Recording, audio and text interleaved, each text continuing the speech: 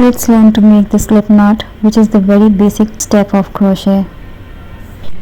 So this is our yarn, and this is called the tail end of the yarn, and the other part is called the working yarn. So we will take this tail end, grab it and turn the yarn like this, grab it again, and then the working yarn, we will take it from beneath the loop that you have made,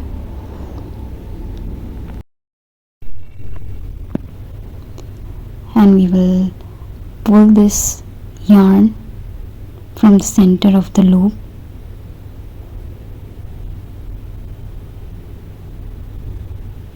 and tighten it.